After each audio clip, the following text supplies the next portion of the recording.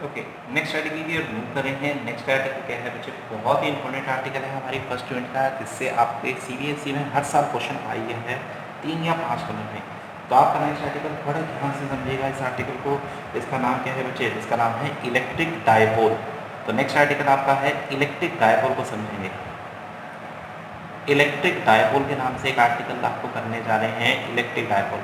बहुत important article है, ध्यान से, पहले बोला तो मैंने इसकी इंपॉर्टेंस आपको बता दी है। इलेक्ट्रिक डायपोल क्या है, एक pair of equal and opposite charge. मान लीजिए एक पेयर है इक्वल एंड अपोजिट चार्ज के, एक प्लस क्यू है, एक माइनस क्यू है। अगर एक pair of equal and opposite charge some distance से, एक स्मॉल डिस्टेंस से सेपरेटेड कर दिए जाए, मान लीजिए इनके बीच का डिस्टेंस है स्मॉल डी, ठीक है। अगर a pair of equal and opposite charge, a pair of equal and opposite charge separated by small distance formed an electric dipole. तो अगर एक इक्वल एंड अपोजिट चार्ज के पेयर को सम डिस्टेंस से सेपरेट कर दिया जाए तो बचे वो जो भी अरेंजमेंट बनेगी उसी को आप क्या नाम दे सकते हैं, उस अरेंजमेंट को आप इलेक्ट्रिक डायपोल का नाम दे सकते। तो देखिए बच्चे, फिगर के अंदर बिल्कुल क्लियर कट है। A pair of equal and opposite charge form, a pair of equal and opposite charge separated by small distance form है इलेक्ट्रिक डायपोल। तो लीजिए डेफिनेशन लिख देते हैं इलेक्ट्रिक डायपोल की। इलेक्ट्रिक डायपोल क्या होता है, सिस्टम, एक सिस्टम होता है, a system of two equal and opposite charge,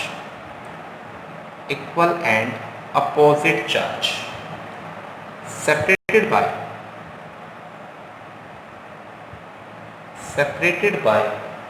a small distance। एक सिस्टम जिसके अंदर दो इक्वल एंड अपोजिट चार्ज होते हैं जो सम डिस्टेंस से सेपरेटेड होते हैं, उसी को क्या बोलते हैं, इज कॉल्ड इलेक्ट्रिक डायपोल। इसी को क्या बोला जाता है, इलेक्ट्रिक डायपोल का नाम दिया जाता है। ओके, तो हर डायपोल की एक बच्चे कैरेक्टरिस्टिक्स प्रॉपर्टी होती है जिसको बोलते हैं डायपोल मोमेंट। तो मैं इसकी डायपोल मोमेंट के बारे में बताने जा रहा हूँ। तो नेक्स्ट छोटी सी डेफिनेशन है डायपोल मोमेंट। तो हर डायपोल की कैरेक्टरिस्टिक्स प्रॉपर्टी होती है डायपोल मोमेंट। अब डायपोल मोमेंट क्या चीज़ है, ठीक है। तो अब हम बच्चे आपके डायपोल मोमेंट के बारे में बताने जा रहा हूँ। डायपोल मोमेंट क्या चीज़ है, अगर मैं इसकी डायपोल मोमेंट को डिफाइन करना चाहूँ तो dipole moment is defined as see. Dipole moment is defined, it is defined as the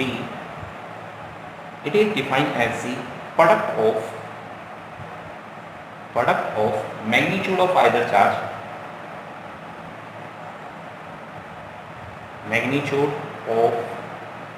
charge, ठीक है, मैग्नीट्यूड ऑफ आइदर चार्ज। इन दोनों में से किसी भी चार्ज का एक का मैग्नीट्यूड ले लीजिए और उसे क्या कीजिए, जो भी उनके बीच की डिस्टेंस है उससे मल्टीप्लाई कर दीजिए, यानी magnitude of either charge and the separation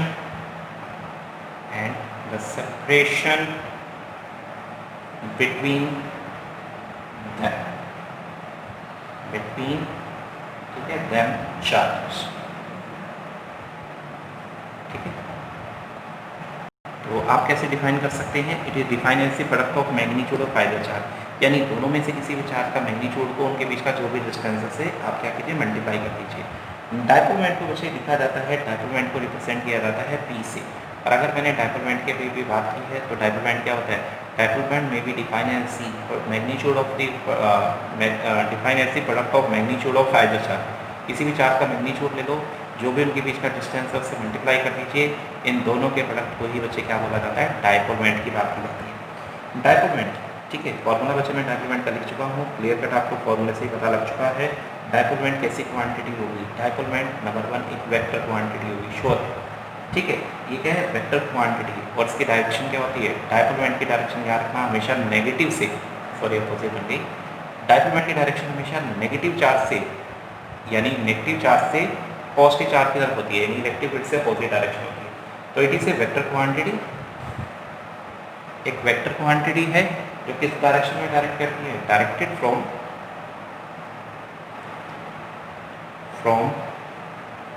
negative to positive charge,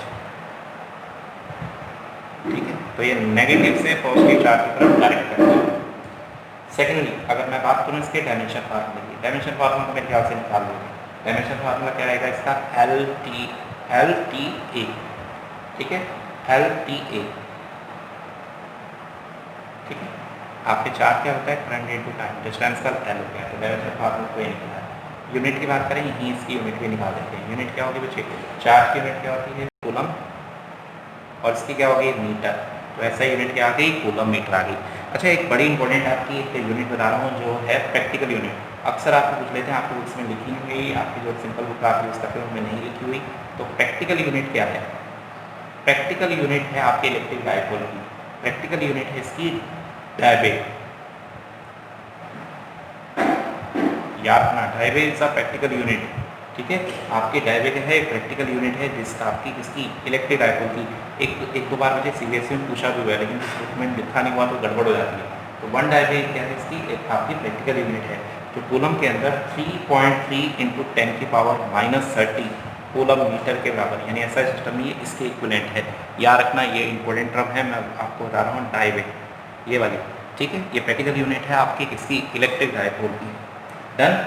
चलिए, इलेक्ट्रिक डायपोल के बारे में बच्चे मैंने आपको बताया। अब क्या करने जा रहे हैं? इलेक्ट्रिक डायपोल के बारे में कुछ और भी चीज़ बता रहे हैं। देखिए, आपकी अगर बात करें, यहाँ पे आपके छोटे से एक टॉपिक बताने जा रहा हूँ आपके, वो हैं डाइलेक्ट्रिक्स के बारे में। मैंने बोला था पिछले टॉपिक के अंदर हम डाइलेक्ट्रिक्स बात भी कर रहे थे, लेकिन डाइलेक्ट्रिक्स को कंप्लीट बता देते हैं क्या होते हैं डाइलेक्ट्रिक्स। ठीक है, डाइलेक्ट्रिक बेसिकली इंसुलेटिंग मटेरियल होते हैं, इनमें कंडक्शन तो नहीं होती, लेकिन जैसे आप इसे एक्सटर्नल फील्ड में लगाओगे तो इनके ऊपर चार्ज प्रोड्यूस, यानी चार्ज प्रोड्यूस होने शुरू हो जाएंगे। तो ऐसे मटेरियल जिनमें कंडक्शन तो ना हो लेकिन इलेक्ट्रिक इफेक्ट ट्रांसफर हो जाएं, तो ऐसे मटेरियल क्या कहलाते हैं? आपके डाइलेक्ट्रिक। तो मान लीजिए ये है बच्चे एक डाइलेक्ट्रिक। बेसिकली डाइलेक्ट्रिक क्या होते हैं? इंसुलेटरी होते हैं। इंसुलेटर है, इंसुलेटर है तो इनमें कंडक्शन तो नहीं होगी, कंडक्शन तो नहीं होगी, लेकिन जैसे आप फील्ड के अंदर रखोगे, मान लीजिए मैंने इसे एक फील्ड में रख दिया, इधर आपके पॉजिटिव चार्ज लगा देते हैं, इधर नेगेटिव चार्ज लगा देते हैं। तो जैसे ही बच्चे मैं इन्हें फील्ड में रखूँगा तो क्या होगा? इनके इस फेस के ऊपर नेगेटिव चार्ज, दूसरे फेस के ऊपर पॉजिटिव चार्ज। तो ऐसे मटेरियल जो इलेक्ट्रिक इफेक्ट को तो ट्रांसफर कर दें लेकिन कंडक्शन ना करें, ऐसे मटेरियल आपके डाइलेक्ट्रिक्स कहलाते हैं। जैसे आपका एक एग्जाम्पल हो गया वाटर, वाटर भी एक डाइलेक्ट्रिक है। माइका, माइका शीट एक डाइलेक्ट्रिक है। पेपर हो गया, पेज जो आप यूज़ करते हैं वो भी क्या है? डाइलेक्ट्रिक्स हैं। तो ये है डाइलेक्ट्रिक, डिटेल अभी आएंगी इसके बारे में। डाइलेक्ट्रिक बच्चे बेसिकली दो तरह के होते हैं। ठीक है, एक डाइलेक्ट्रिक होता है पोलर, क्योंकि यहाँ डायपोल मैंड यूज़ कर रहे हो। एक होते हैं पोलर डाइलेक्ट्रिक्स, एक होते हैं बच्चे नॉन पोलर डाइलेक्ट्रिक्स। अगर पोल आपकी बात करें तो एक है पोलर, तो दूसरे हैं नॉन पोलर डाइलेक्ट्रिक्स। अब पोलर डाइलेक्ट्रिक्स और नॉन पोलर डाइलेक्ट्रिक्स कौन से होंगे? ठीक है, आपके ऐसे डाइलेक्ट्रिक, ठीक है, दो dielectric substance in which centre of positive charge and centre of negative charge are coincided. तो ऐसे बच्चे आपके डाइलेक्ट्रिक जिनके मॉलिक्यूल के अंदर पॉजिटिव चार्ज का सेंटर, मान लीजिए पॉजिटिव है, ये सारे पॉजिटिव चार्ज यहाँ हैं, इलेक्ट्रॉन सारे स्फीयर के अंदर हैं, ये सारे इलेक्ट्रॉन हैं। ठीक है, अगर मैं कहूँ जितने भी पॉजिटिव चार्ज हैं उनका सेंटर कहाँ होगा, तो श्योरली आप बताएंगे इनके बीच में ही होगा। बीच में होगा ना सेंटर, यहाँ पे होगा। तो पॉजिटिव चार्ज का सेंटर भी यहीं लाई कर रहा है और नेगेटिव चार्ज का भी सेंटर यहीं लाई कर रहा है। अगर पॉजिटिव और नेगेटिव चार्ज का सेंटर एक ही जगह पे लाई कर जाए तो ऐसे मॉलिक्यूल के अंदर कोई भी डायपोल नहीं होता, और अगर कोई भी डायपोल नहीं है तो वो नॉन पोलर डाइलेक्ट्रिक्स कहलाएंगे। तो आप कैसे मॉलिक्यूल जिनमें सेंटर ऑफ पॉजिटिव चार्ज, ठीक है, centre of positive charge,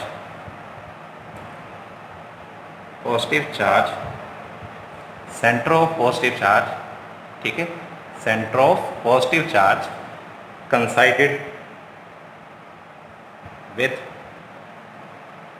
centre of negative charge, जिसमें पॉजिटिव चार्ज का सेंटर नेगेटिव चार्ज के सेंटर से कंसाइड कर जाता है, वो तो होते हैं नॉन पोलर डाइलेक्ट्रिक्स। जैसे H2 हो गया आपका, O2 हो गया, ठीक है, ये आपके इसके एग्जाम्पल हुए। तो पोलर कौन से होंगे? जिनमें ऐसा नहीं होता, जिनकी शेप आपकी स्फेरिकल नहीं होती। जैसे HCl का मॉलिक्यूल है, उसके अंदर क्या होता है बेटा? पॉजिटिव चार्ज इस डायरेक्शन में चले जाते हैं और इलेक्ट्रॉन जो होते हैं वो दूसरी तरफ, यानी इलिप्टिकल शेप होती है इसकी ऐसी। तो इसके अंदर क्या हुआ? पॉजिटिव चार्ज का सेंटर, तो अगर मैं आपसे मोस्ट प्रोबेबली पूछूं तो पॉजिटिव चार्ज का सेंटर तो यहाँ होगा, नेगेटिव चार्ज का सेंटर यहाँ होता है। अगर आपके पॉजिटिव चार्ज और नेगेटिव चार्ज का सेंटर आपका क्या हुआ? एक दूसरे सेपरेटेड हो गया तो एक डायपोल बैंड प्रोड्यूस हो जाएगी। ठीक है, तो ऐसे मॉलिक्यूल जिनमें पॉजिटिव चार्ज का सेंटर नेगेटिव चार्ज के सेंटर से कंसाइड नहीं करता, जैसे HCl हो गया, H2SO4 हो गया, इन मॉलिक्यूल के अंदर आपका ऐसा नहीं होता, तो वो कहलाते हैं पोलर डाइलेक्ट्रिक्स। ओके, लेकिन अगर एक नॉन पोलर डाइलेक्ट्रिक को अगर आप इलेक्ट्रिक फील्ड में रखते हैं तो क्या होगा? अगर मैं इसे इलेक्ट्रिक फील्ड में रखूँ तो ये भी पोलर डाइलेक्ट्रिक्स के अंदर कन्वर्ट होना शुरू हो जाएगा। With the presence of external electric field, एक नॉन पोलर डाइलेक्ट्रिक्स में आपका होता है पोलर डाइलेक्ट्रिक्स के अंदर कन्वर्ट होना शुरू हो जाता है। तो बड़ा इंपॉर्टेंट आर्टिकल है। डाइपोल आपका इलेक्ट्रिक डाइपोल कंक्लूड कर देते हैं। इलेक्ट्रिक डाइपोल क्या होता है? एक अरेंजमेंट जिसमें दो equal and opposite charge some distance से सेपरेटेड किए जाते हैं। इसकी कैरेक्टरिस्टिक्स प्रॉपर्टी है डाइपोलमेंट, जिसे बच्चे पी से रिप्रेजेंट किया जाता है, जो कि होता है magnitude of either charge into distance between them. Vector quantity है, नेगेटिव से पॉजिटिव तरफ डील करती है। आपकी L T A dimension formula, unit A भी, प्रैक्टिकल यूनिट याद रखने वाली। ओके, फिर मैंने डाइलेक्ट्रिक फोर्स की दो टाइप्स के बारे में बताया। अब बच्चे केस करने जा रहे हैं इलेक्ट्रिक डाइपोल के। ठीक है, इलेक्ट्रिक डाइपोल के कुछ केस करने हैं हमने। इन केसेस में हर साल 3 या 5 नंबर में से टॉपिक जरूर आया, तो ध्यान से इस टॉपिक को करेंगे। ठीक है, शुरू करते हैं। चलिए इनके टॉपिक्स के केस। ओके, चलिए बच्चे नेक्स्ट आर्टिकल की ओर मूव करते हैं, जो कि हमारा बहुत ही इंपॉर्टेंट आर्टिकल है। इस आर्टिकल से हमेशा बच्चे एक सीबीएसई में आपके पास 3 नंबर का या 5 नंबर का क्वेश्चन आया है, तो आर्टिकल को ध्यान से करेंगे। ये है बच्चे मेरा आर्टिकल क्या है? Electric field due to a dipole. तो बच्चे मैं इस आर्टिकल में आपको इलेक्ट्रिक फील्ड निकाल के दूंगा। इलेक्ट्रिक फील्ड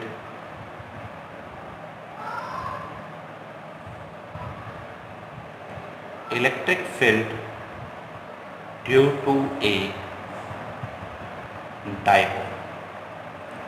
तो एक डाइपोल के कारण बच्चे इलेक्ट्रिक फील्ड निकाल के दिखानी है मुझे। ये है मेरा आर्टिकल। बहुत सारे केस कर रहे हैं इसके अंदर। सबसे पहला आपका केस करके दिखा रहा हूँ, आपकी इलेक्ट्रिक फील्ड निकाल के दिखा रहा हूँ। At a point on the axis of an dipole, at a point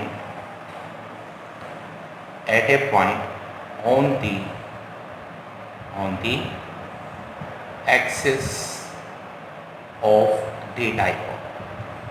आपके डाइपोल के एक्सिस के ऊपर, मतलब फर्स्ट जो मैं आपको निकाल के दिखा रहा हूँ वो क्या है? At a point on the axis of a dipole. तो एक डाइपोल के एक्सिस के ऊपर मैं क्या फाइंड आउट करना चाहता हूँ बच्चे? मेरा एम है एक डाइपोल के एक्सिस के ऊपर आपके फाइंड आउट करना क्या इलेक्ट्रिक फील्ड की वैल्यू को। तो चलिए शुरू करते हैं। मुझे सबसे पहले बच्चे मैं अपना डाइपोल मान लेता हूँ। आप सभी को डाइपोल पता होगा, a pair of equal and opposite charge. चलिए मैंने सबसे पहले एक डाइपोल मान लिया। डाइपोल की लेंथ को क्या मान लीजिए? डाइपोल की लेंथ को आप ऐसा करिए, डाइपोल को नाम दे दीजिए ए बी का। डाइपोल की लेंथ, चलिए डाइपोल की टोटल लेंथ जो है उसे 12 नाम दे दीजिए। हमारे डाइपोल की टोटल लेंथ क्या है? 12। बिल्कुल बीच में क्या मिलेगा? एक सेंटर पॉइंट मिलेगा। अब सबसे पहले जानना हमारे को जरूरी है कि हमारी एक्सियल लाइन कौन सी होती है। अगर बच्चे मैं इसी को आगे फर्दर एक्सटेंड कर दूँ, ठीक है, अगर मैं इसी जो आपकी डाइपोल की एक्सिस है इसी को ही बच्चे फर्दर एक्सटेंड करूँ तो ये एक्सियल लाइन है डाइपोल।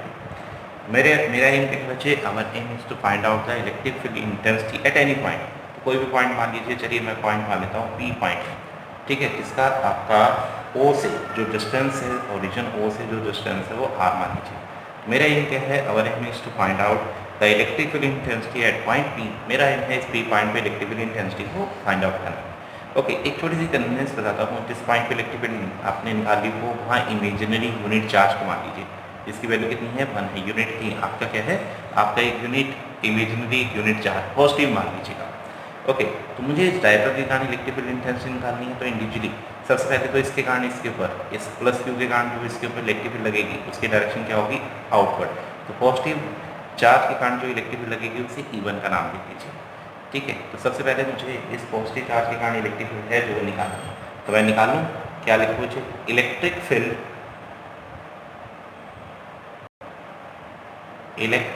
ड्यू टू कौन से चार्ज के कारण? Positive Q charge. ठीक है, इस पॉजिटिव टू क्यू चार्ज। सबसे पहले हम पॉजिटिव क्यू चार्ज के कारण इलेक्ट्रिक फील्ड निकाल रहे हैं, उसे हम क्या नाम दे रहे हैं? E1। E1 की वैल्यू निकाल लोगे, क्या आप E1 की वैल्यू बता सकते हो? E1 का फॉर्मूला क्या होता है कि 1/4πε0 जो भी आपका सोर्स चार्ज है डिवाइडेड बाय जो भी डिस्टेंस है। क्या आप R और P के बीच का डिस्टेंस निकाल सकते हो? यहाँ से यहाँ तक का डिस्टेंस निकालना है। कैसे निकालो बच्चे? देखिए ये डिस्टेंस L है तो ये भी L है, तो R में से L माइनस कर दो। देखो R यहाँ से यहाँ तक का L है, आपका R है, R में से L माइनस कर दो, ये डिस्टेंस निकल आएगा। ठीक है, तो यहाँ पे लिखो R माइनस L का होल स्क्वायर। लो जी, this one is our equation number 1। इसे आप इक्वेशन नंबर 1 का नाम दे दीजिए। फिर क्या करिए? हाँ जी, फिर क्या करना है हमने? आपने इस माइनस क्यू जो ए पॉइंट माइनस क्यू चार्ज है उसके ऊपर उसके कारण यहाँ इलेक्ट्रिक फील्ड की वैल्यू निकालनी है। ये नेगेटिव है, ये पॉजिटिव है, तो इलेक्ट्रिक फील्ड की डायरेक्शन कहाँ आएगी? इसी की तरफ आएगी। लीजिए E2। E2 क्या है? Electric field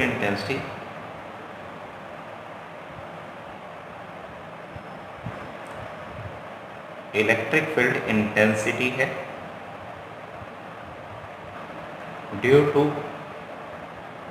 minus q charge, ठीक है, जो भी इंटेंसिटी आएगी मैं उसे E2 का नाम दे रहा हूँ। निकालें E2 की वैल्यू, बताइए बेटा E2 की वैल्यू क्या आएगी। इस चार्ज के कारण देखिए क्या होता है, Q मैग्नीट्यूड क्या है, Q ही है, डिवाइडेड बाय डिस्टेंस कितना है, यहाँ से A से P तक का डिस्टेंस R, तो ये रहा R प्लस L का स्क्वायर, L का whole square. This one is our equation number 2। तो इस तरह बच्चे मैंने आपके P पॉइंट के ऊपर Q और माइनस Q दोनों के कारण क्या निकाल लिए बच्चे, इलेक्ट्रिकल इंटेंसिटी की वैल्यू निकाल ली है।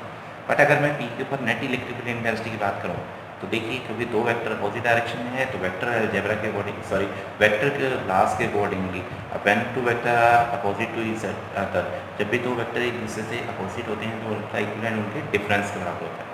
तो इन दोनों में से बच्चे E1 की वैल्यू ज़्यादा होगी, क्यों, क्योंकि E1 क्या था, प्लस क्यू चार्ज के कारण P पॉइंट पे इलेक्ट्रिकल इंटेंसिटी थी, क्योंकि आपका प्लस क्यू और इस P के बीच का डिस्टेंस कम था तो इलेक्ट्रिक फील्ड ज़्यादा होगी।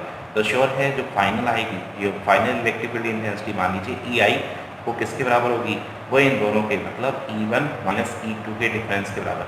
अगर सिर्फ मैग्नीट्यूड लिखोगे तो आपकी इलेक्ट्रिक फील्ड किसके बराबर आएगी, दोनों के डिफरेंस के बराबर आएगी। चलिए मैं निकाल देता हूँ net electric field, net electric field at, ठीक है, नेट इलेक्ट्रिक फील्ड किसके बराबर आएगी, चलिए फटाफट अभी भी आपको बताया है नेट इलेक्ट्रिक फील्ड के बारे में। तो नेट इलेक्ट्रिक फील्ड किसके बराबर आएगी, E is equal to E1 minus E2। मैं सिर्फ मैग्नीट्यूड निकाल देता हूँ। ओके, दोनों की इलेक्ट्रिक फील्ड को बच्चे मैं निकालना शुरू कर रहा हूँ। कोई क्वांटिटी दोनों में कॉमन आ रही है, बिल्कुल आ रही है, के क्यू डी कॉमन आ रहा है सिर्फ। चलिए यहाँ पे क्या आएगा 1 माइनस R माइनस L का होल स्क्वायर, यहाँ पे माइनस हो गया 1 R प्लस L का होल स्क्वायर। डन। चलिए अब इसे सॉल्व करना है, सॉल्व करें। चलिए इसे सॉल्व करते हैं। सबसे पहले तो बच्चे आप इनकी एलसीएम को सॉल्व कर लीजिए। कैसे, इसका एलसीएम क्या आएगा बेटा, R square minus L square का होल स्क्वायर। स्केयरिंग ओपन ये ऊपर चलेगा, इसकी स्केयरिंग ओपन कर लीजिए, R square plus L square plus 2R minus, इसको सॉल्व करें, आर स्क्वायर माइनस हो गया L square minus minus plus, क्योंकि माइनस है ना बीच में, 2R। लो जी यहाँ तक आ गया। जो क्वांटिटी कैंसिल हो जाती है उसे कैंसिल कर दीजिए। सॉल्व करेंगे तो ये कितना आया, के क्यू इंटू में 4RL divided by R square minus L square का होल स्क्वायर। लीजिए यहाँ तक बच्चे मेरा रिजल्ट पहुँच गया। ओके, अब आपको पता है बच्चे मैंने आपको डायपोल मोमेंट के बारे में बताया था। डायपोल मोमेंट क्या चीज़ होती है बेटा, डायपोल मोमेंट क्या है मुझे पता है, डायपोल मोमेंट P से लिखते हैं जो होता है Q into total distance. Total distance कितना है आपके डायपोल का 2A। तो यहाँ पे Q इंटू 2A बन जाएगा, यहाँ से Q इंटू 2A को क्या लिख दीजिए, P लिख दीजिए। अगर मैं इसको P लिख दूँ तो मेरा रिजल्ट क्या बन जाएगा, नेट इलेक्ट्रिकल इंटेंसिटी का रिजल्ट मेरा आएगा, हाँ जी, नेट इलेक्ट्रिकल इंटेंसिटी का रिजल्ट आएगा K Q की जगह हम P पुट करने वाले हैं, K, ठीक है, 2 भी बाहर आ जाएगा, P Q इंटू 2A को, Q इंटू 2L को तो मैंने P लिख दिया, 2 बाहर आ गया, इंटू R डिवाइडेड में क्या आएगा बच्चे, R square minus L square का होल स्क्वायर। ये लीजिए इलेक्ट्रिक फील्ड इंटेंसिटी आपकी मैं निकाल चुका हूँ। ठीक है, मैंने क्या निकाला, इलेक्ट्रिक फील्ड इंटेंसिटी का आपका एक रिजल्ट निकाल दिया है। ये है एक्सियल, ये क्या है बच्चे, एक्सियल पॉइंट के ऊपर आपकी इलेक्ट्रिक डायपोल के ऊपर एक्सियल पॉइंट के ऊपर आपकी इलेक्ट्रिक फील्ड इंटेंसिटी का फॉर्मूला है। अगर आपको कंडीशन दे दिया है if R is very very larger then L, मतलब R जो है वो L के कंपेरिजन में अगर बहुत ज़्यादा लार्ज हो जाए तो उस केस में आप क्या करोगे, L को क्या कर सकते हैं बच्चे, नेग्लेक्ट कर सकते हैं। नेग्लेक्ट करेंगे तो आपका आंसर क्या आ जाएगा बच्चे, अगर मैं इसे नेग्लेक्ट कर दूँ तो मेरा आंसर क्या आ जाएगा, E is equal to 2KP divided by R cube. कैसे, अगर मैं L को नेग्लेक्ट कर दूँ तो यहाँ R की पावर 4 हो जाएगी, एक यहाँ से R कैंसिल हो जाएगा। तो ये लीजिए मेरा आपका एक्सियल लाइन के ऊपर अगर आपके डायपोल की वैल्यू, अगर आपका डायपोल कैसा है, शॉर्ट है, तो उसके कारण इलेक्ट्रिक फील्ड इंटेंसिटी का फॉर्मूला क्या है बेटा, 2KP divided by R cube. ठीक है, तो डायपोल के कारण देखिए बच्चे यहाँ बड़ा इंपॉर्टेंट एक पॉइंट आ रहा है, डायपोल के कारण जो इलेक्ट्रिक फील्ड आ रही है वो आपके R क्यूब के इन्वर्सली प्रोपोर्शनल है, जबकि एक पॉइंट चार्ज के कारण जो इलेक्ट्रिक फील्ड इंटेंसिटी आती है वो R स्क्वायर के इन्वर्सली प्रोपोर्शनल होती है। ठीक है, समझ आया बच्चे, बड़ा इंपॉर्टेंट आर्टिकल था, इसका नाम था आपका क्या था, electric field intensity due to a dipole at a point on the axis of dipole. तो ये है रिजल्ट। तो एक शॉर्ट इलेक्ट्रिक डायपोल के लिए ये रिजल्ट है। अगर आपका सिंपल आपको रिजल्ट बता रहा हूँ, अगर डायपोल शॉर्ट ना हो यानी ये वाली कंडीशन सेटिस्फाई ना हो रही हो तो ये वाला आपका रिजल्ट रहेगा। ठीक, चलिए ये थी आपका फर्स्ट आपका पॉइंट आपके इलेक्ट्रिक फील्ड से रिलेटेड। एक सेकंड कैलकुलेशन वाला इसी तरह का आर्टिकल कर रहे हैं। आपका नेक्स्ट आर्टिकल जो आपको बताने जा रहा हूँ वो कौन सा है बच्चे, नेक्स्ट है बच्चे एक्सेल पॉइंट के ऊपर तो हमने निकाल दिया है। नेक्स्ट आपको निकालने जा रहे हैं सेकेंडली हम डिस्कस करेंगे क्या एट ए पॉइंट, ठीक है ये तो हो गया बच्चे, at a point on the equatorial line, on equatorial at a point on equatorial line of dipole। तो बच्चे हम क्या करने जा रहे हैं, इक्वेटोरियल आपके डायपोल की इक्वेटोरियल लाइन के ऊपर, डायपोल की क्या है बच्चे इक्वेटोरियल लाइंस के ऊपर हम क्या करने जा रहे हैं, इलेक्ट्रिक फील्ड इंटेंसिटी की वैल्यू को निकालने जा रहे हैं। इसके लिए बच्चे हम क्या करते हैं, इसके लिए हम क्या कर रहे हैं बच्चे, अल्टीमेटली मैं एक डायपोल आपका इमेजिन कर लेता हूँ। लीजिए मैंने डायपोल मान लिया, ये है मेरा डायपोल, ये है नेगेटिव, ये है पॉजिटिव चार्ज। इसे ए पॉइंट का नाम दीजिए इस चार्ज को, इसे बी पॉइंट का नाम दे दीजिए। सेंटर में क्या है बच्चे, ओरिजिन ओ है, ठीक है। ये तो होती है एक्सियल लाइन। अगर मैं इसे ऊपर ले लूँ, मतलब आपको डिफरेंट मार्कर से बना के दिखाता हूँ, ये है बच्चे आपकी इक्वेटोरियल लाइन। मेरा एम है इक्वेटोरियल लाइन के ऊपर कोई पॉइंट पी है, इस पॉइंट के ऊपर मुझे इलेक्ट्रिकल इंटेंसिटी की वैल्यू निकालना। ओ से बी तक के डिस्टेंस को आप आर मान लीजिए, ए और बी के बीच का डिस्टेंस 2L मान लीजिए, ठीक। अब क्या करना है, सबसे पहले इस प्लस क्यू चार्ज के कारण जो भी इलेक्ट्रिक फील्ड बनेगी उसे निकाल लेते हैं। इस पॉजिटिव क्यू के कारण मुझे इलेक्ट्रिक फील्ड इंटेंसिटी निकालनी है। डायरेक्शन क्या होगी बेटा, आउटवर्ड होगी। जो भी इलेक्ट्रिक फील्ड आएगी उसे E1 का नाम दे दीजिएगा। डिस्टेंस निकाल लोगे, यहाँ से यहाँ तक का डिस्टेंस L होगा, तो ये वाला डिस्टेंस कितना होगा, R² प्लस L का स्क्वायर। तो चलिए पॉजिटिव चार्ज के कारण, ये जो मेरा पॉजिटिव चार्ज है इसके कारण जो इलेक्ट्रिक फील्ड आई मैं उसे क्या नाम दे रहा हूँ, E1 नाम दे रहा हूँ, ठीक। इलेक्ट्रिक फील्ड का फॉर्मूला बताइए, क्या फार्मूला होता है, K जो भी चार्ज है डिवाइडेड बाय डिस्टेंस का स्क्वायर। डिस्टेंस का स्क्वायर करोगे तो क्या होगा, रूट का आपका कैंसिल हो जाएगा, तो यहाँ आएगा R² प्लस L का स्क्वायर।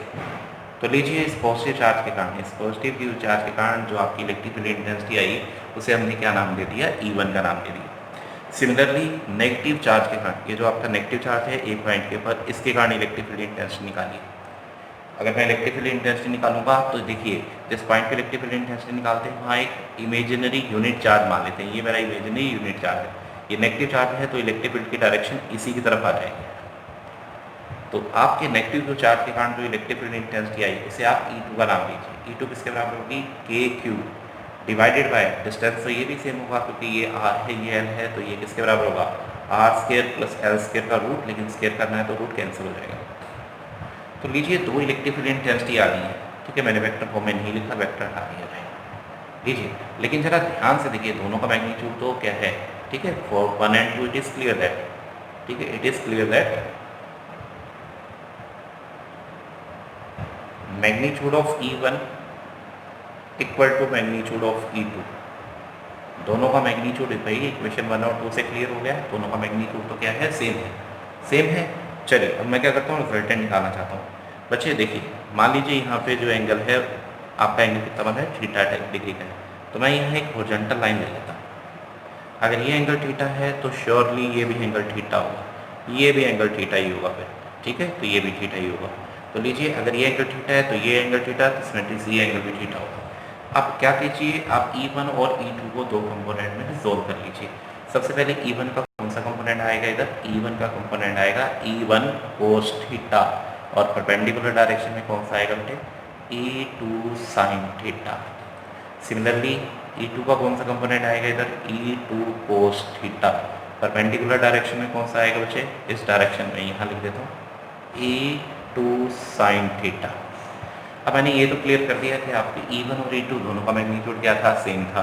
अगर सेम था तो ये जो परपेंडिकुलर कंपोनेंट है ये इक्वल एंड अपोजिट हुए, ये तो कैंसिल कर देंगे, ठीक है। तो net electric field intensity at point P, ठीक है, तो नेट इलेक्ट्रिक फील्ड कितने के बराबर होगी, ये दोनों कंपोनेंट सेम है, ऐड हो जाएंगे, तो नेट इलेक्ट्रिक फील्ड किसके बराबर होगी, नेट इलेक्ट्रिक फील्ड को E से लिख देते हैं।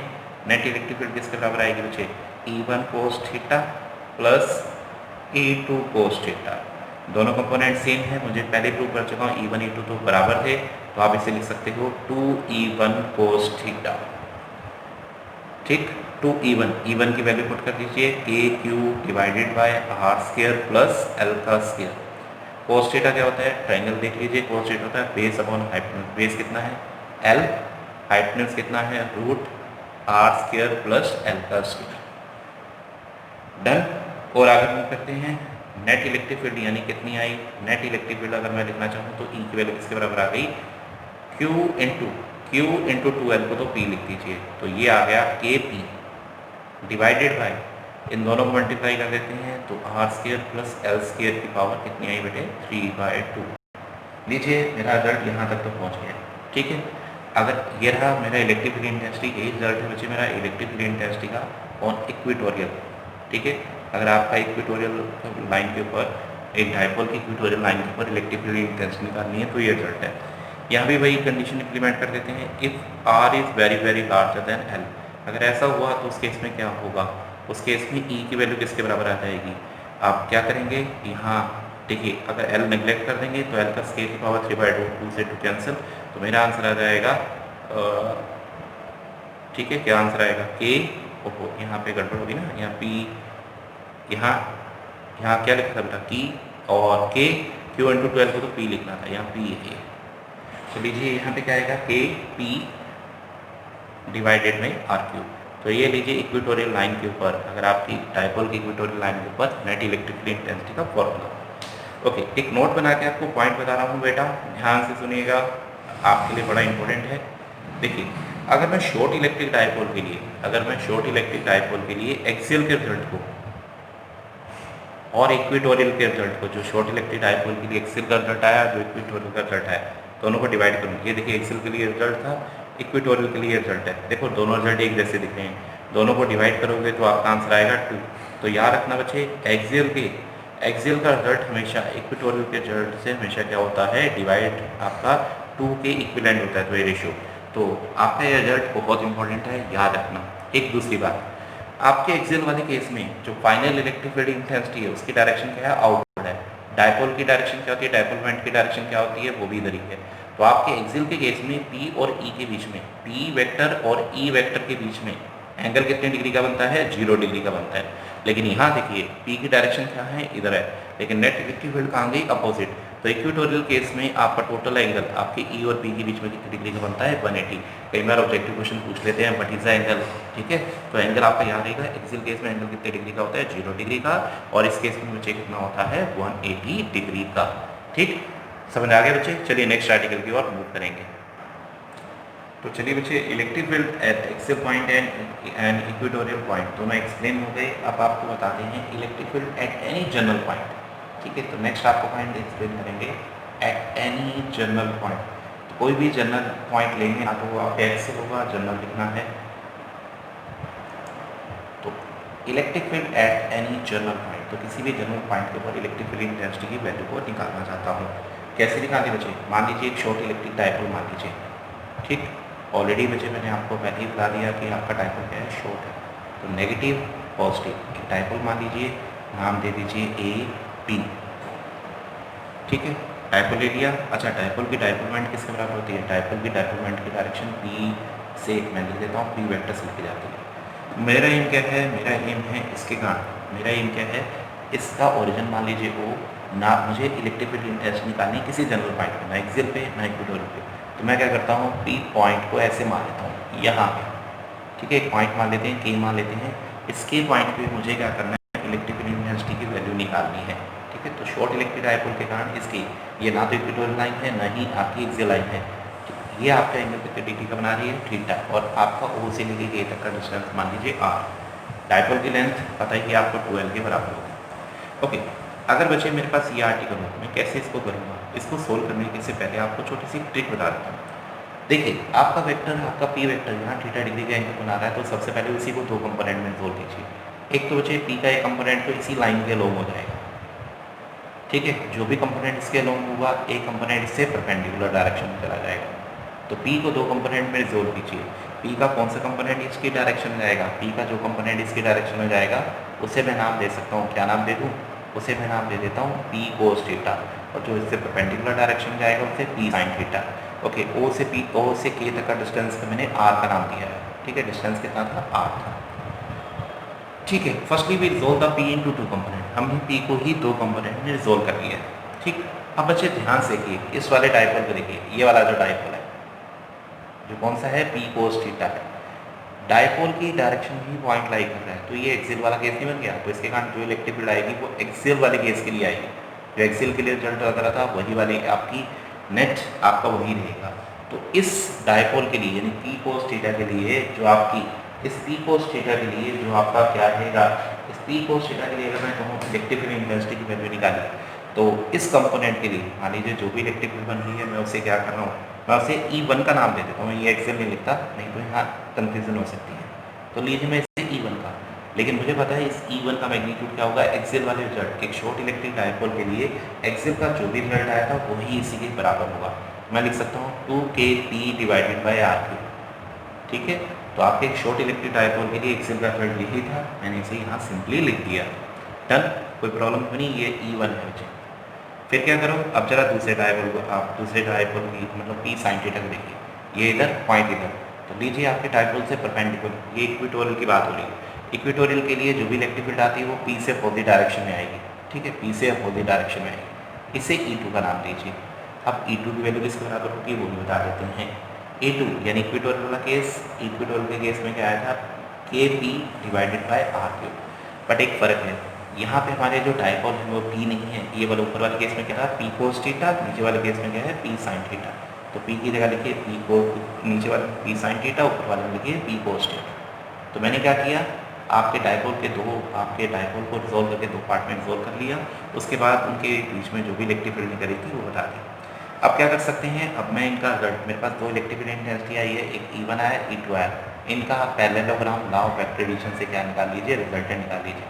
रिजल्टेंट ही इस पॉइंट के ऊपर नेट इलेक्ट्रिक फील्ड इंटेंसिटी के इक्विवेलेंट होगा। तो नेट इलेक्ट्रिक फील्ड किसके बराबर होगी, net electric field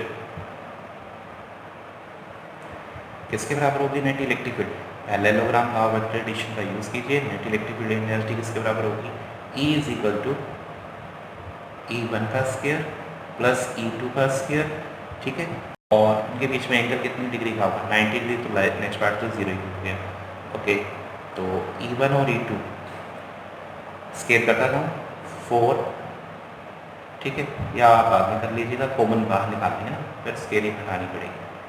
2kP cos theta divided by R3, इसका क्या करना है स्केयर, प्लस दूसरी टर्म क्या है KP sine theta divided by R3, इसका भी क्या करना है स्केयर करना है। कोई टर्म कॉमन आती है बच्चे, हाँ जी, कोई टर्म कॉमन आएगी, बिल्कुल आएगी। K को बाहर निकाल लीजिए, रूट से बाहर आते हुए स्केयर और रूट कैंसिल हो जाएंगे, P बाहर आ जाएगा, ओके, नीचे से R3 बाहर आ जाएगा।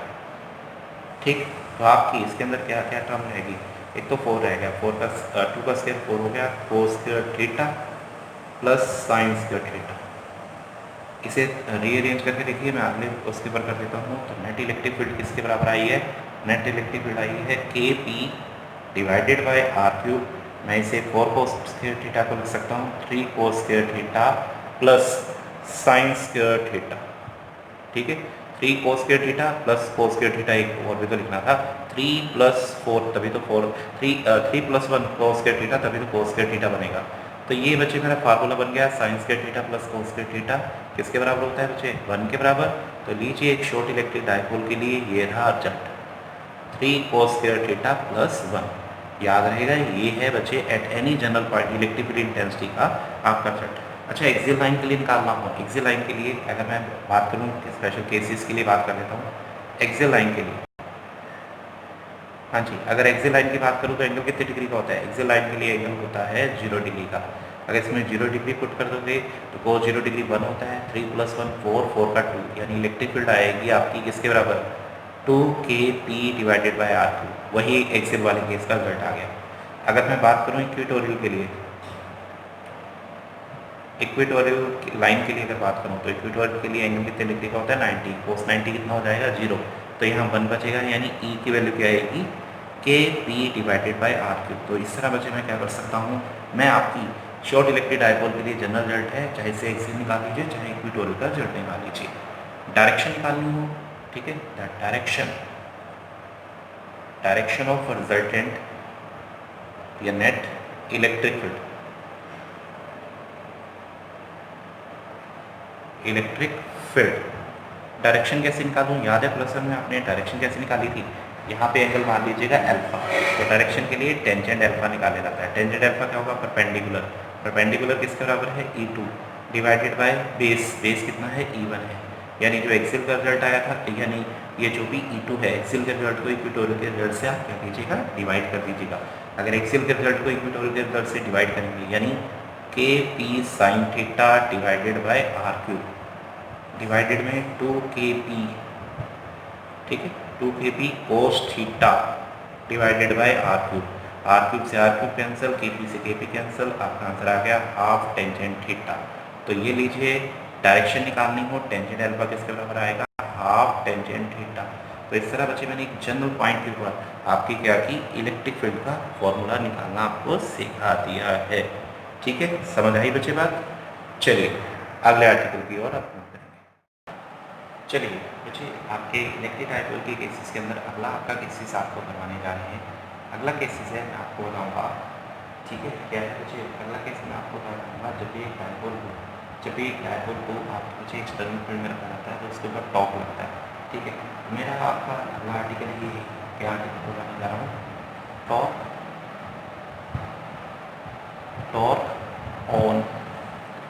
Torque on A dipole placed in a uniform electric field। तो जब भी आपके एक डायपोल को एक यूनिफॉर्म इलेक्ट्रिक फील्ड में रखा जाएगा तो उसके ऊपर क्या टॉर्क लगेगी, उसकी वैल्यू को बच्चे मैं निकालना चाह रहा हूँ। मेरा आर्टिकल आपको पता लग गया क्या है हमारा आज का टारगेट। चलिए सबसे पहले क्या कीजिए कि यूनिफॉर्म इलेक्ट्रिक फील्ड मान लीजिए ये है बच्चे uniform electric field. Equal space आप इस तरह एरो लाइंस मान लीजिए, ये है हमारी यूनिफॉर्म इलेक्ट्रिक फील्ड। इस यूनिफॉर्म इलेक्ट्रिक फील्ड के अंदर क्या कीजिए, इस यूनिफॉर्म इलेक्ट्रिक फील्ड के अंदर बच्चे आपने करना क्या है, एक डायपोल को प्लेस कर दीजिए। डायपोल मैं आपको कल बता चुका हूँ, डायपोल क्या होता है? Pair of equal and opposite charge. तो चलिए मान लीजिए आपका नेगेटिव क्यू चार्ज है और ये आपका कौन सा चार्ज है? Plus Q charge. इस पॉइंट को हम ए का नाम दे देते हैं। एक पॉइंट है बच्चे मेरा ए, ये पॉइंट है बच्चे बी। जैसे एक डायपोल को बच्चे मैं आपकी क्या रखूँगा, जैसे एक डायपोल को आप यूनिफॉर्म इलेक्ट्रिक फील्ड में रखोगे तो दोनों चार्जेस के ऊपर, जो ए और बी के ऊपर जो चार्जेस हैं उनके ऊपर फोर्स लगना शुरू हो जाएगा। पॉजिटिव चार्ज है तो इसके ऊपर जो फोर्स लगेगा वो फील्ड की डायरेक्शन में लगेगा, इस पर जो फोर्स लगेगा वो फील्ड से अपोजिट डायरेक्शन में लगेगा। अगर मैं आपसे कहूँ कि फोर्स कितना लगेगा, फोर्स किसके बराबर होता है? E = F divided by Q। तो F होता है Q × E के बराबर। तो ये डायरेक्शन में लगा और ये भी फोर्स तो Q × E हुआ, लेकिन ये अपोजिट में लगेगा। अगर मैं कहूँ कि आपके, चलिए मुझे सबसे पहले ये बताइए कि नेट फोर्स कितना लगा। ठीक है, अगर मैं आपसे पूछूँ कि इस डायपोल पे नेट फोर्स कितना लगा, तो मुझे नेट फोर्स कितना लगा? नेट फोर्स, दोनों फोर्स भाई एक डायपोल के ऊपर फोर्स तो बच्चे दोनों पे सेम ही लगे हैं। ठीक है, फोर्स आपके सेम है लेकिन अपोजिट है। अपोजिट होने का नेट फोर्स क्या हुआ, एक दूसरे को कैंसिल कर देंगे। तो नेट फोर्स कितना आएगा बेटा? 0। इसका मतलब जब भी एक डायपोल आपका यूनिफॉर्म इलेक्ट्रिक फील्ड के अंदर रखा जाएगा तो उसके ऊपर नेट जो इलेक्ट्रिक फोर्स होगा वो किसके बराबर होगा? 0 के बराबर होगा। ठीक है, चलिए और आगे क्या कर लेते हैं, मान लेते हैं बच्चे अगर मैं इसी एक्सिस को पीछे एक्सटेंड कर देता हूँ। ठीक, आगे क्या करते हैं, इसी एक्सिस को मतलब बी से ये जो एरो वाली एक्सिस से एक्सटेंड कर दीजिए। मान लीजिए एंगल आपका थीटा है। ठीक, नेट फोर्स तो 0 है। क्या नेट टॉर्क की बात करें? नेट टॉर्क कैसे निकालेंगे बच्चे? देखिए आपका ये फोर्स फॉरवर्ड डायरेक्शन में लग रहा है, ये आपका बैकवर्ड डायरेक्शन में लग रहा है। तो एक आपका सिस्टम, एक आपका डायपोल जिसके ऊपर आपके दो equal and opposite force different sense of मतलब डिफरेंट डायरेक्शन के लोग लगे हुए हैं। अगर आपकी किसी बॉडी के ऊपर इस तरह दो इक्वल एंड अपोजिट फोर्स आपके लग जाएं तो वो दोनों फोर्स मिलकर कपल प्रोड्यूस कर देते हैं, जिसकी वजह से बॉडी आपकी इस तरह रोटेट करना शुरू कर देगी। जैसे ही आपकी बॉडी रोटेट करेगी तो इसके अंदर क्या प्रोड्यूस हो जाएगा? टॉर्क प्रोड्यूस हो जाएगा। चलिए टॉर्क को निकालते हैं। टॉर्क तो मैंने आपको बता दिया कि इसके अंदर टॉर्क प्रोड्यूस होगा। टॉर्क आपने प्लस वन में किया था, टॉर्क किसके बराबर होता है? Torque produce in this dipole में बी डिफाइंड एज सी फोर्स, या ठीक है आपका मैग्नीट्यूड ऑफ आइदर फोर्स, इन दोनों में से किसी भी फोर्स का मैग्नीट्यूड लीजिए और मल्टीप्लाई कर दीजिए परपेंडिकुलर डिस्टेंस बिटवीन देम।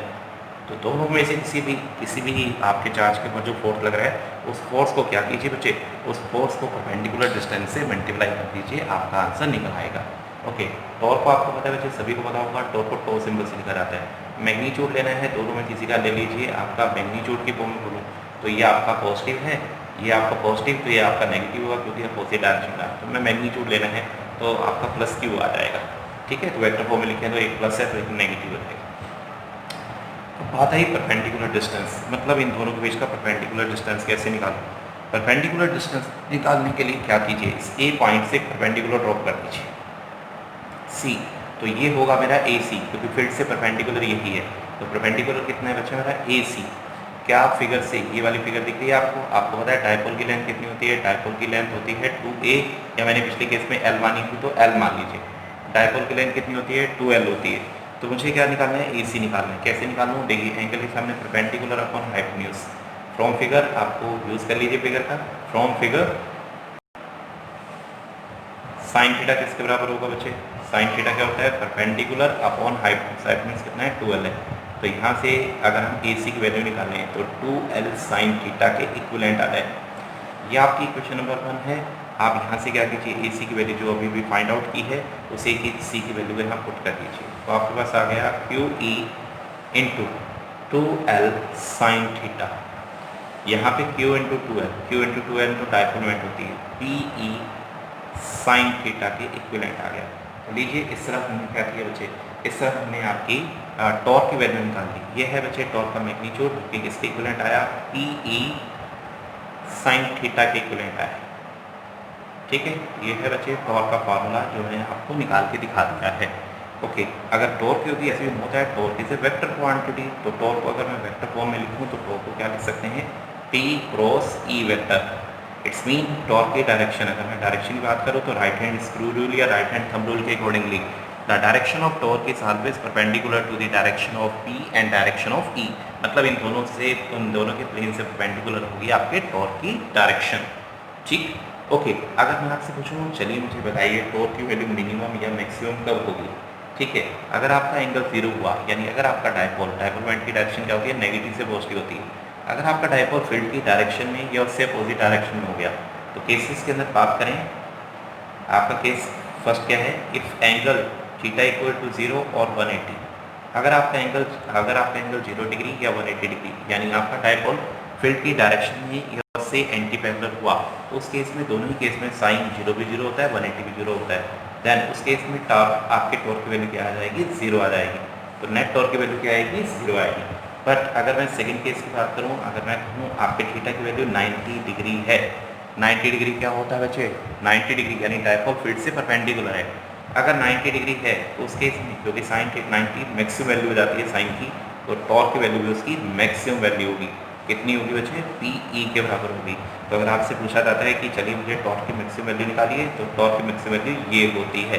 तो इस तरह बच्चे मैंने आपको टॉर्क के बारे में कंप्लीट एक्सप्रेशन बता दिया, कि कंप्लीट एक्सप्रेशन, ठीक है। तो आपके कंप्लीट एक्सप्रेशन बता दिया आपके टॉर्क का। धन चलिए, अब क्या चीज़ है आपकी, ये टॉर्क के आर्टिकल के बाद एक डायपोल के रिगार्डिंग एक और टॉपिक बच्चे हमें डिस्कस करना है। उसके बाद डायपोल का टॉपिक आपका ओवर हो जाएगा, फिर हम नए टॉपिक की ओर मूव करेंगे। नेक्स्ट टॉपिक है बच्चे, नेक्स्ट टॉपिक है मुझे क्या निकालनी, इलेक्ट्रिक पोटेंशियल एनर्जी, ठीक है। Electric potential energy of a dipole place in a uniform आपकी इलेक्ट्रिक फील्ड। तो मुझे निकालनी है potential energy of a dipole या potential energy stored in a dipole place in uniform electric field. लीजिए, जब भी एक डायपोल को अगर आप यूनिफॉर्म इलेक्ट्रिक फील्ड में रखेंगे, तो एक पर्टिकुलर पोजीशन के कारण, आपके डायपोल की पर्टिकुलर पोजीशन के कारण उसमें क्या प्रोड्यूस हो जाएगी, डायपोल की पर्टिकुलर पोजीशन के कारण जो उसके अंदर एनर्जी स्टोर होगी, that energy are known as potential energy. तो मैं क्या करना चाहता हूँ, पोटेंशियल एनर्जी को निकालना चाहता हूँ। ओके, अगेन मैं क्या करता हूँ, मुझे लीजिए यूनिफॉर्म इलेक्ट्रिक फील्ड में अगेन आपकी कंसिडर कर लेता हूँ, ये रही मेरी यूनिफॉर्म इलेक्ट्रिक फील्ड। लीजिए यूनिफॉर्म इलेक्ट्रिक फील्ड को मैंने E से लिख दिया। अगेन एक डायपोल को इसके अंदर प्लेस कर दीजिए, ये रहा बच्चे मेरा डायपोल, ठीक है। डायपोल के अंदर दो चार्जेस होते हैं, एक पॉजिटिव है, एक आपका नेगेटिव है। नेगेटिव के ऊपर पॉजिटिव पर फोर्स इस डायरेक्शन में लगेगा, तो नेगेटिव के ऊपर फोर्स इस डायरेक्शन में लगेगा, ओके। जिसके कारण नेट फोर्स कितना होगा, नेट फोर्स तो 0 होगा ही होगा। इसकी लेंथ कितनी थी बेटा, इसकी लेंथ कितनी है, 2L मानी हुई हमने, तो 2L इसकी लेंथ है। यहाँ तक तो बच्चे मैंने पिछले आर्टिकल में बता दिया। ओके, तो आपको बताइए इस डायपोल के ऊपर नेट फोर्स कितना लगेगा? नेट फोर्स कितना होगा? 0 होगा। नेट फोर्स 0 होगा, लेकिन टॉर्क की वैल्यू तो लगेगी। टॉर्क क्या करेगा? इसे क्लॉकवाइज डायरेक्शन में रोटेट करेगा। क्लॉकवाइज डायरेक्शन में मतलब ये इस डायरेक्शन में क्लॉकवाइज डायरेक्शन में रोटेट होना शुरू है। बट अगर आप इसे एंटी क्लॉकवाइज डायरेक्शन में रोटेट करना चाहें तो इसके लिए क्या करना पड़ेगा? वर्क डन करना पड़ेगा। That work done are stored in a dipole in the form of electric potential energy. तो आप इसे टॉर्क से अपोजिट डायरेक्शन में रोटेट करने के लिए आपको जो भी वर्क डन करना पड़ेगा वही आपका इलेक्ट्रिक पोटेंशियल एनर्जी की फॉर्म में स्टोर हो जाएगा। तो मुझे क्या करना है? टॉर्क के अगेंस्ट जो वर्क डन करना है उसके लिए मुझे उस वर्क डन को ही निकालना चाहता हूँ। चलिए मान लीजिए मैंने इसे स्मॉल एंगल डी थीटा के लिए, मान लीजिए मैं इसे रोटेट करना चाहता हूँ कितने एंगल के लिए? डी थीटा एंगल के लिए रोटेट करना चाहता हूँ। इसके लिए small amount of work done क्या है? The small amount of work done in rotating the dipole through small angle D theta. मान लीजिए डी थीटा स्मॉल एंगल के लिए रोटेट करना चाहते हैं।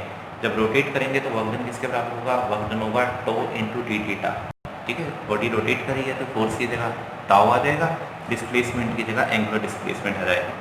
टॉर्क का फार्मूला पिछले आर्टिकल से हम निकाल चुके हैं, P E sine theta into D theta. तो लीजिए स्मॉल अमाउंट ऑफ रोटेशन के लिए तो हमारा वर्क डन निकला है, ये रहा हमारा वर्क डन। अगर कंप्लीट के लिए निकालना चाहते हो, मान लीजिए मैं क्या करना चाहता हूँ? मैं अपने एंगल को इनिशियली θ1 से फाइनली θ2 तक आपके डायपोल को रोटेट करना चाहता हूँ। Then total amount of work done in rotating the dipole from θ1 to θ2 कितना होगा? इंटीग्रेशन कर दीजिए, कहाँ से कहाँ तक की? θ1 से θ2 तक की इंटीग्रेशन कर दीजिए, पी ई साइन थीटा। जो टर्म कॉन्स्टेंट है बाहर की, साइन थीटा की इंटीग्रेशन क्या होती है बेटा?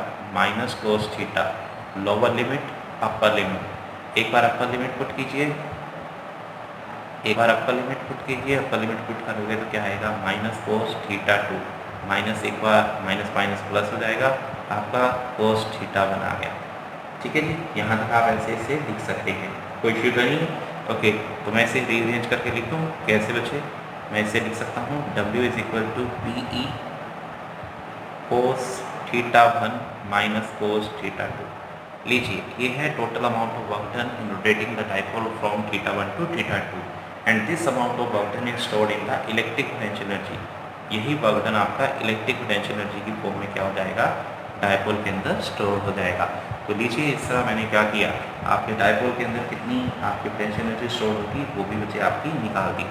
ओके, अगर मैं मान लेता हूँ, इफ स्पेशल केस मान लीजिए, चाहे इसे केस मान लीजिए, इफ θ1 इक्वल टू 90 डिग्री, मान लीजिए आपका डायपोल पहले क्या था? इससे परपेंडिकुलर था। एंड फाइनल एंगल को हम क्या मान लेते हैं? θ2 को थीटा मान लेते हैं। तो अगर मैं उस केस के लिए निकालूँ तो मेरा आंसर क्या आएगा? पी ई, ये तो बच्चे कोस थीटा, ये तो 90 डिग्री, 90 डिग्री कितना होता है? 0।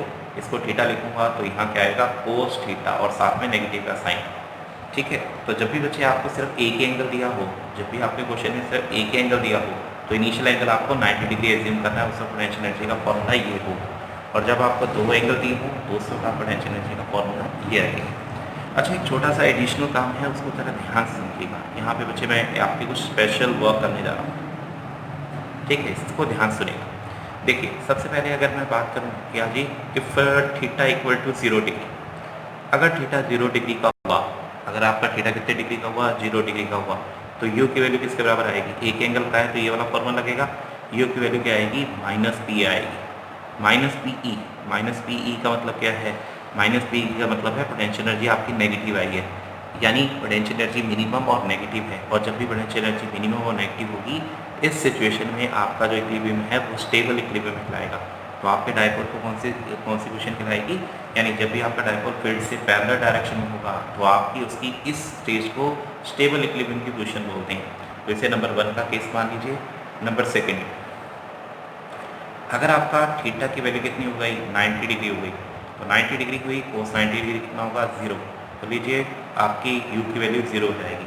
और अगर तीसरे केस के अंदर बात करूँ, थर्ड केस की, थर्ड केस के अंदर क्या होगा? इफ थीटा इक्वल टू कितना मान लो बच्चे? हाँ जी, इफ थीटा इक्वल टू 180 मान लिया जाए तो कोस 180 क्या होता है? -1, तो यू की वैल्यू क्या आ जाएगी? पॉजिटिव आ जाएगी। अगर यू की वैल्यू पॉजिटिव आई तो इसका मतलब क्या हुआ? अगर पोटेंशियल एनर्जी पॉजिटिव आए तो इसका मतलब आपका इक्विलिब्रियम कैसा है? अनस्टेबल इक्विलिब्रियम है। अक्सर बच्चे सीबीएसई में क्वेश्चन पूछा जाता है when the dipole is in stable और अनस्टेबल इक्विलिब्रियम। तो याद रखना, जब आपका, हाँ जी याद रहेगा, आपका याद रखना है, जब एंगल 0 होता है तो वो स्टेबल इक्विलिब्रियम होता है, जब एंगल आपका 180 होता है वो कौन सा होता है, अनस्टेबल इक्विलिब्रियम होता है। तो इस तरह बच्चे हमने डायपोल के रिगार्डिंग सारे के सारे टॉपिक कर लिए हैं। चलिए अब नए टॉपिक की ओर मूव करता हूँ। आपके नए टॉपिक में मैं आपको एक नया आर्टिकल शुरू करने जा रहे हैं जिसका नाम है इलेक्ट्रिक फ्लक्स। आफ्टर दैट बच्चे मैं आपको गॉस लॉ के बारे में बताऊँगा। चलिए नेक्स्ट आर्टिकल की ओर। चलिए अगला आर्टिकल इंपॉर्टेंट आर्टिकल है जो शुरू करने जा रहा हूँ, जिसके बारे में पहले ही बता चुका हूँ। जो कौन सा आर्टिकल है बच्चे, आपको नेक्स्ट आर्टिकल स्टार्ट करने जा रहे हैं जिसका नाम है इलेक्ट्रिक फ्लक्स।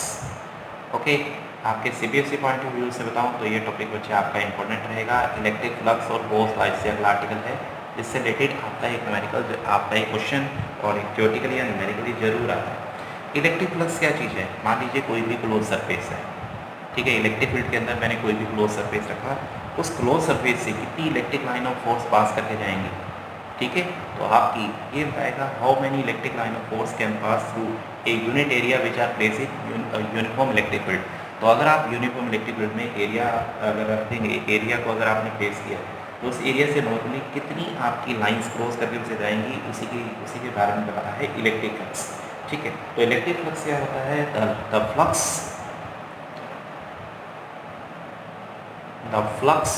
ठीक है, the flux linked with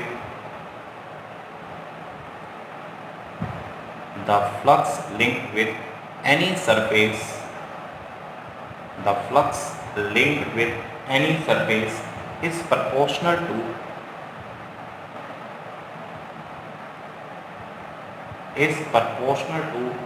number of filled lines,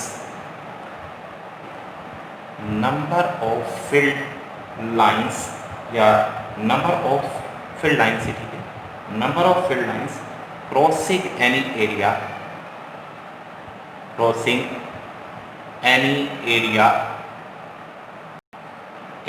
eight right angle. तो किसी एरिया के राइट एंगल यानी परपेंडिकुलरली कितनी आपकी इलेक्ट्रिक लाइन ऑफ फोर्स आपकी पास करके जा रही हैं, वो आपके इलेक्ट्रिक फ्लक्स की क्या है, प्रोपोर्शनल होती हैं। अगर ज़्यादा लाइन पास करके जाएं तो इसमें इलेक्ट्रिक फ्लक्स की वैल्यू क्या है, स्ट्रॉन्ग है, अदरवाइज आपकी वैल्यू क्या है, वीक है।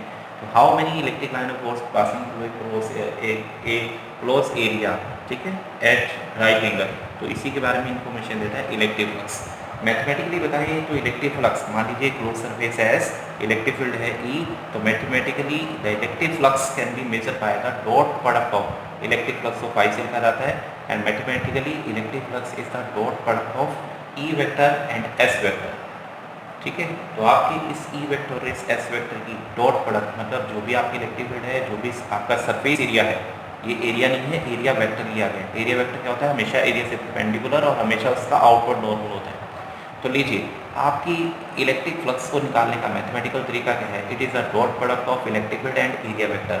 इलेक्ट्रिक फील्ड और एरिया वेक्टर की डॉट प्रोडक्ट कर दीजिए, आपका यही बच्चे क्या आएगा, आपकी यही दोनों की प्रोडक्ट आपके इलेक्ट्रिक फ्लक्स को मेजर करती है।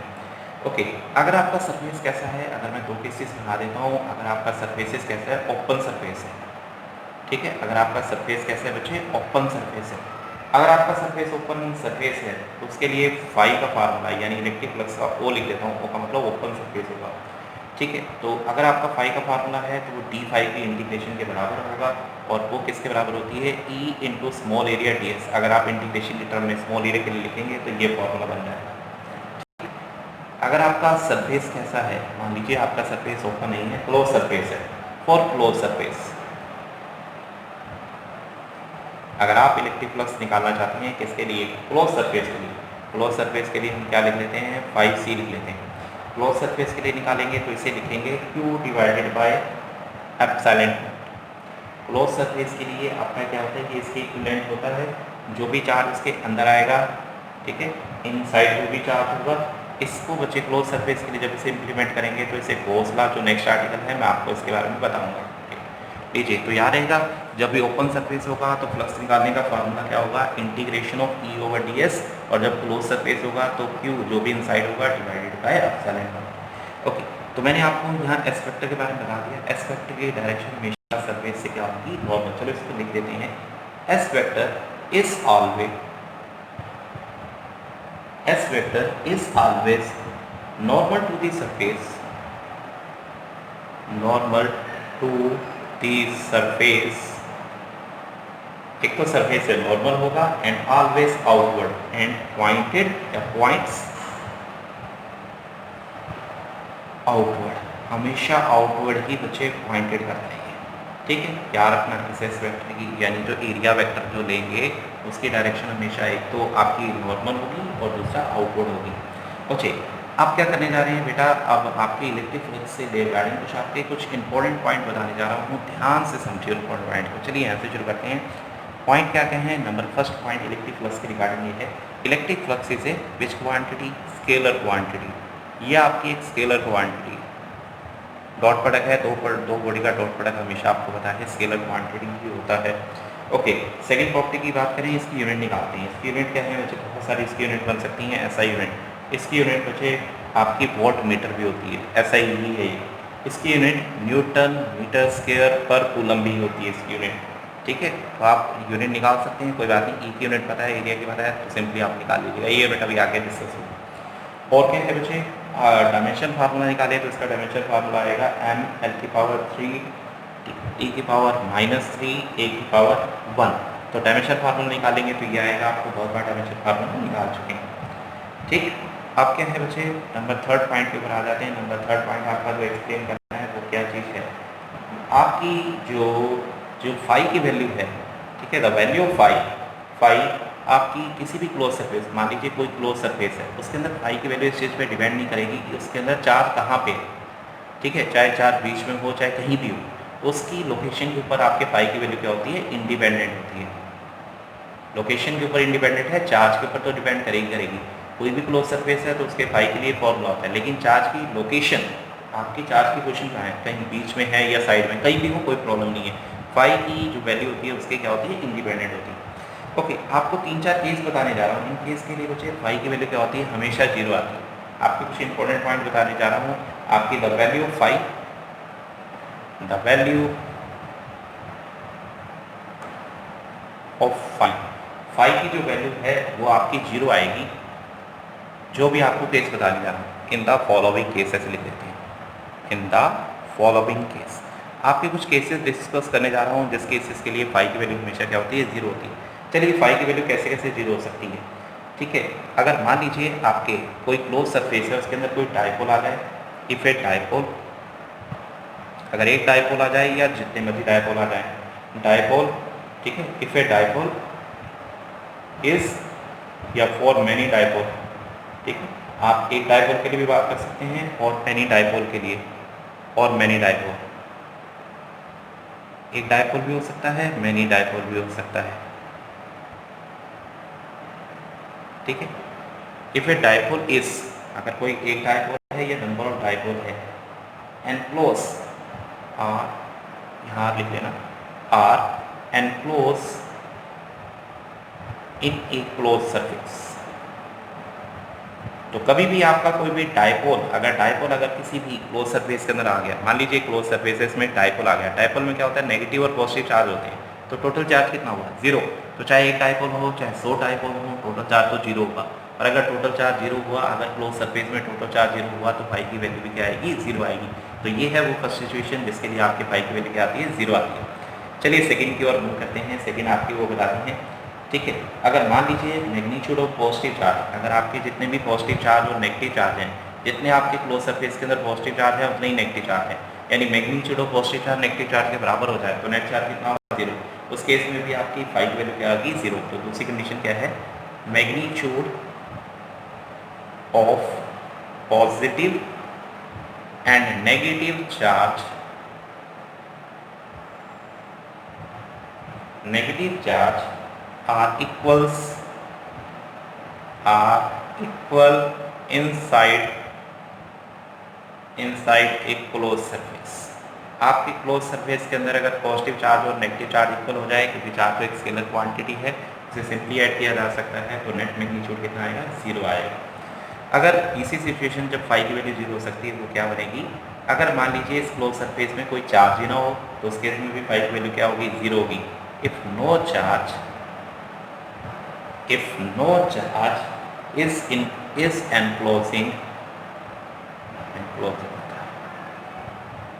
enclosing by the closed surface,